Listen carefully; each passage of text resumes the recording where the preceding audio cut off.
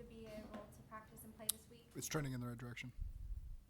We'll let DJ Ivey clear today. What's your plan for him? Start practicing him, just see where he's at. It's been last December, I think, is when it happened. So he's looked really good on the rehab field.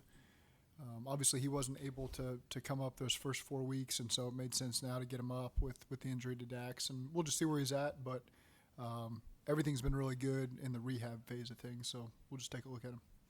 Do you expect Sheldon to practice today? We'll work him in this week and see where he's at. Is it realistic that he could potentially be active coming back? Really hard for me to say. There's always ways for him to begin to get up on special teams and feel more comfortable in phases, but until we get him out there in practice, I'm just trying to picture myself putting on the pads for the first time since December, and getting out there is a challenge, but we'll see where he's at. Can you talk a little bit about the challenges that you guys face with Dexter Lawrence, and how is he different than some of the other really good premier defensive tackles you face? When you talk about premier defensive tackles, they affect you in every which way. The run game, the protections, their overall intelligence, like just how they're being blocked and how to attack the blocks. He is as disruptive as they come. He really set the tone on the second play of the season with a sack on Sam Darnold. And so he's up there with the best. And, he's complemented well inside. They have really good other defensive tackles. They've got great defensive ends. And so it's as tough a front as you're going to face in this league. How do you feel like golf developed in terms of your defense of interior defensive tackles over the years? Say that again. Start over, please. How do you feel like y'all have developed in terms of game plan and make sure you minimize interior defensive ends? I think we've always. We don't want them to disrupt the game, and so we always put a lot of time and effort into making sure that we can try to minimize their strengths. It's not always possible, especially when they have a lot of them. Because sometimes you just got to pick your poison and trust them one-on-one situations.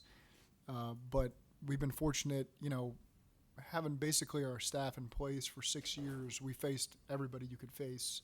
And so those protection plans have evolved over the years. The run game has evolved over the years to try to minimize them and give us our best chance to be successful. I guess more generally on that note, why do you think your offensive pass protection has been a step up this year? You've said that on a few occasions now. Continuity with those guys. They're a very cohesive unit. The chemistry's great.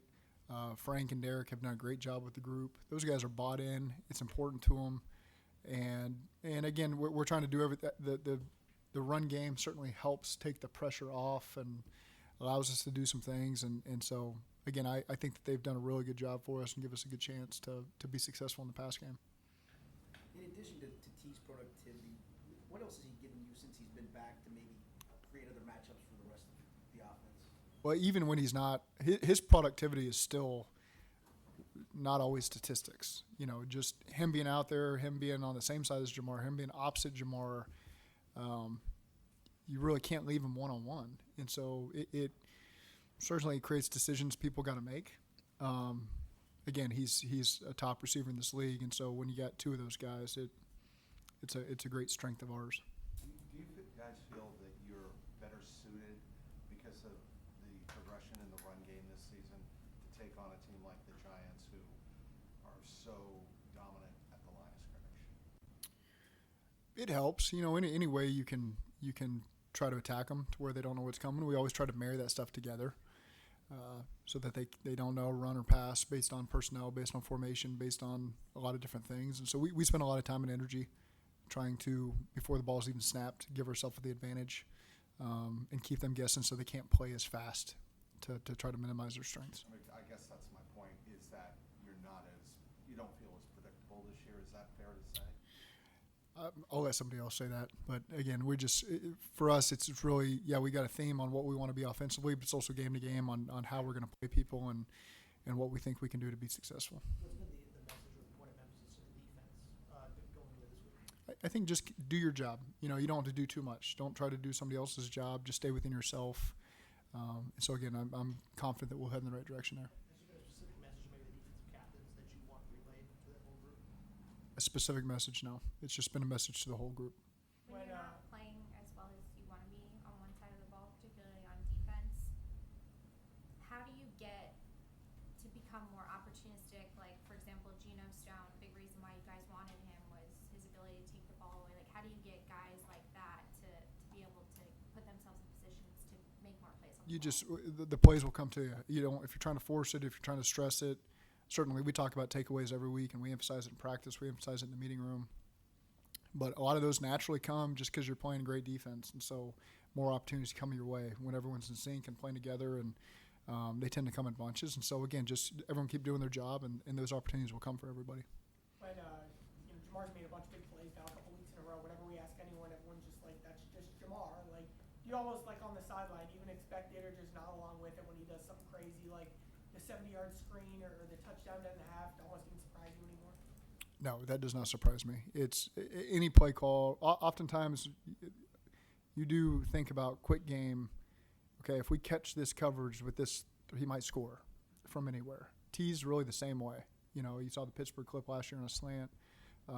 So both of those guys, we try to do our best to put them in the best position to get that yards after the catch and take advantage of how people are going to play them, because you know they do treat us oftentimes different than other teams we've seen on tape, and I think the offensive coaches have done a great job putting a plan together to make sure that we're always one step ahead and just get the ball to Jamar and let him sometimes do the rest. But that screen, it looks really muddy. That's Drew and Eric doing an unbelievable job at the point of attack. Unbelievable job to where no one can come off, and then Jamar was able to make a lot of people miss. But I think that was a good job by the three of those guys. After the game, we heard a lot about how the pass rush and the pass coverage is being married up and being sync, maybe a little bit better. Why has that kind of been an issue so far early on? Well, there's some times it was, and Lamar just extends the play, and that's going to create the different levels of people when you're zero blitzing a guy and he makes the free blitzer miss, and he extends time in the pocket. Then it's going to look like, man, who's got that guy? And so he's obviously creates a lot of stress on your team. I think Daniel Jones does a really good job this year. I mean, just watching these last couple games in particular, he's in great command. He does a good job using his feet. They utilize him in the run game. He's been really accurate as a passer. And so he's going to be a big challenge because I think he's playing with a lot of confidence right now and doing a good job moving that unit forward. Where would you put your level of concern as to where the defense is at and kind of where it's trending? I've got confidence in our team. Have you noticed anything when looking back so far this season as to why some of the third down struggles with the defense are happening? We got to put ourselves in more advantageous third downs. I know you want to go week by week all the time as a team, but when you are staring at 1-4, does it feel like there's extra weight on you, like your back's against the wall? I think you got to do everything to make sure it's just a normal week for us. I don't believe you play your best when you think that way, and I think that's been a strength of this team this season over past seasons. Of when you watch us in the building, there's always a level of urgency that's always there. We have our standard, and when you watch practice, you wouldn't know what our record was based on the energy and the attention to detail, and so. That's something we got to continue moving forward, and that's something we really pride ourselves in as a team, and will lead to success in the future by having that mentality every single week. When you look back to a couple of years ago, when you ripped off 10 wins in a row, what was it about the team at that time that allowed you to do that? The same, because that was a year we were playing a lot of division leaders and great teams, and so you could never look beyond anybody because they would bite you. And I think that's where we just one game at a time. Let's find a way to beat this team, and that's no different this week with New York. It's just find a way to beat New York, and then we're on to the next one, and that'll solve a lot of our problems if we can just look at it that way.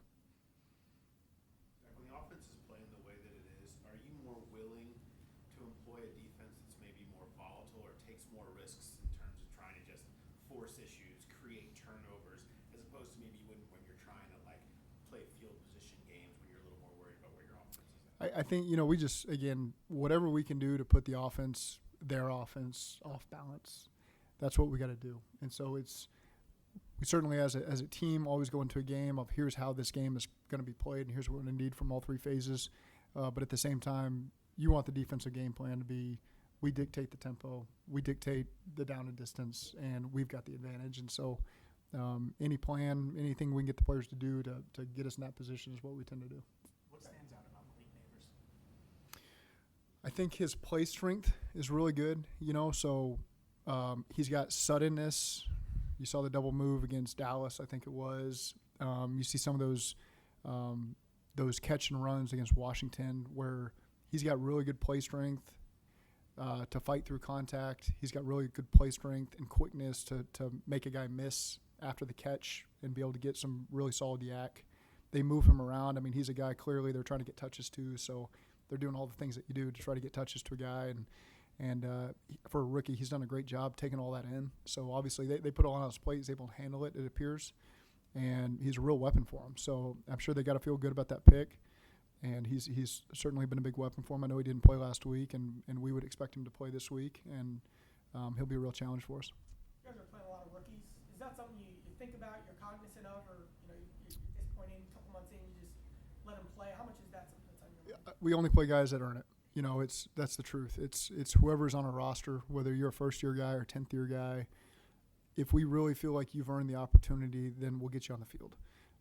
If you haven't earned the opportunity, then you're not going to be on the field. And so it's as simple as that. And then you earn our trust, obviously, with the more reps you get and the more you handle meetings and the more you handle all your preparation. Everybody can see it. It's very difficult to lie to people when they see you every single day. And so a lot of those guys have done an outstanding job earning the opportunity, earning our trust.